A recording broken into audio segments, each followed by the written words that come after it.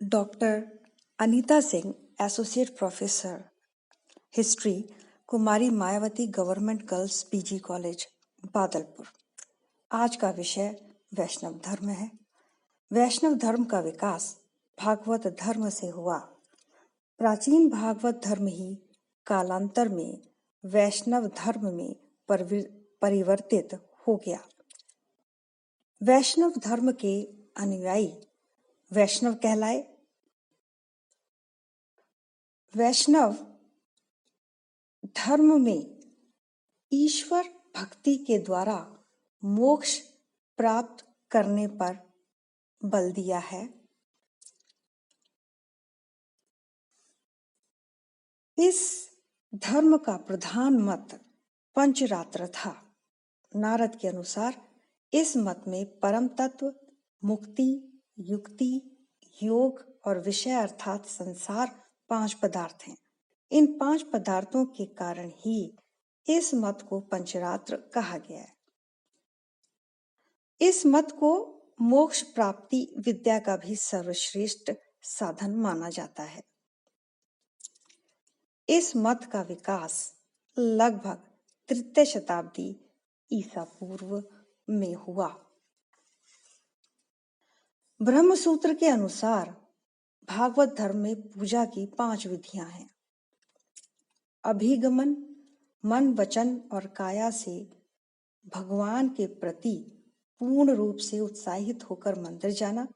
उपादान यानी विभिन्न पूजा सामग्री एकत्रित करना। इज्जा पूजा करना।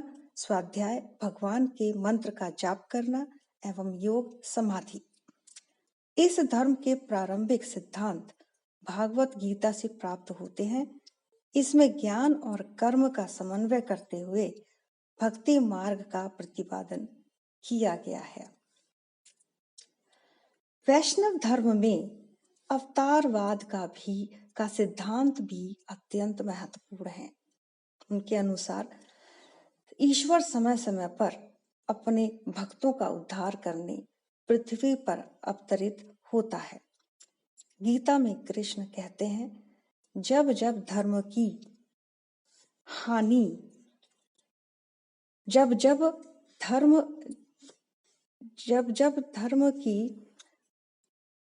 हानि तथा अधर्म की वृद्धि होती है, तब तब मैं अवतरित होता हूँ। पुराणों में विष्णु के 10 अवतारों का विवरण दिया गया है।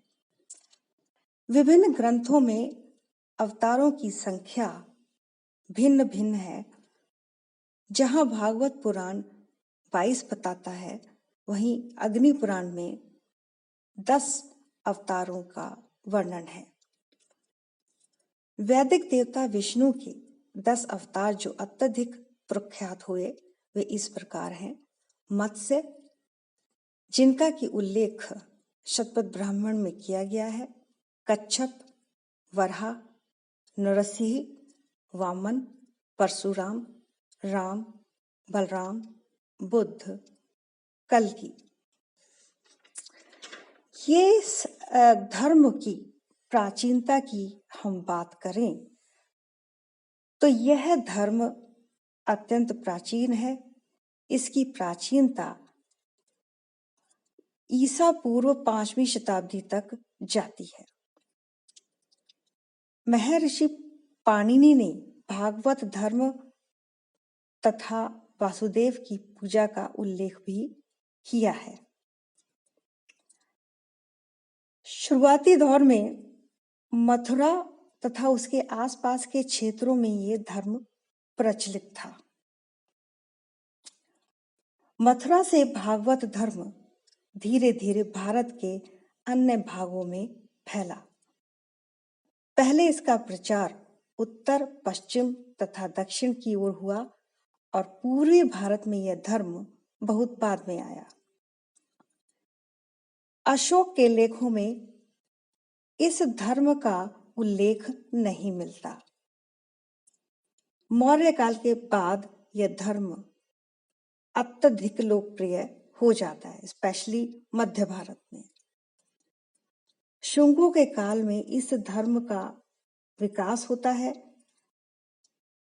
इवन कि जो विदेशी हैं वे भी इसे अपनाने लगते हैं और यवनों का इसको लोकप्रिय बनाने में विशेष योगदान रहा। भागवत धर्म से संबंधित प्रथम प्रस्तर स्मारक विदिशा यानी बेसनगर का गरुड़ स्तंभ है। इससे पता चलता है कि तक्षशिला के यवन राजदूत हेलियोडोरस ने भागवत धर्म ग्रहण किया और इस स्तंभ की स्थापना करवाकर इसकी पूजा की थी। इस पर एक लेख उत्तीर्ण है जिसमें हेलियोडोरस को भागवत तथा वासुदेव को देव देवस अर्थात देवताओं का देवता कहा गया है। अपोलोडोटस के सिक्कों पर सबसे पहले जो चिन्ह मिलते हैं वो भागवत धर्म के मिलते हैं। उत्तर पश्चिम से मध्य देश तक जहां जहां यवन गए वहां वहां यह संप्रदाय भी फैला। राजस्थान में भी इसका प्रचार प्रसार हुआ।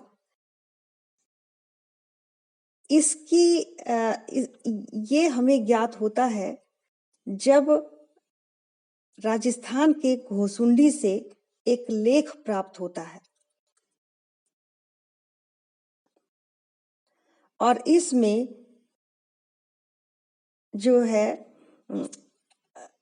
भागवत की पूजा का जिक्र उल्लेख किया जाता है।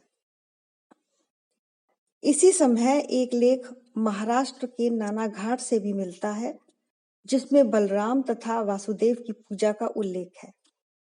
इससे भी ये निष्कर्ष निकाला जा सकता है कि जहां राजस्थान में ये लोकप्रिय था वहीं महाराष्ट्र में भी भागवत धर्म का प्रचार हो रहा था। कुषाण काल में भी ये धर्म भारत के विभिन्न भागों में प्रचलित हुआ। कुषाण काल के जो शासक थे हुविष्क तथा वासुदेव ये वैष्णव अनुयायी थे। भागवत अथवा वैष्णव धर्म अगर हम कहें तो वो अपने चरमोत्कर्ष पर गुप्त राजाओं के शासनकाल में पहुंचा। गुप्त नरेश वैष्णव फॉलोअर्स थे। उन्होंने इसे राजधर्म बनाया।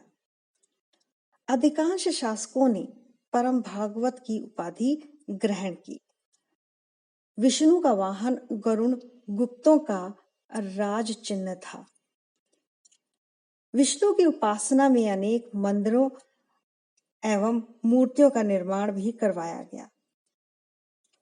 महरौली लेख से पता चलता है कि चंद्रगुप्त द्वितीय ने विष्णुपद पर्वत पर विष्णु ध्वज की स्थापना करवाई थी। स्कंदगुप्त कालीन भीतरी लेख में विष्णु की मूर्ति स्थापित किए जाने का वर्णन है। जूनागढ़ से भी लेख प्राप्त होता है।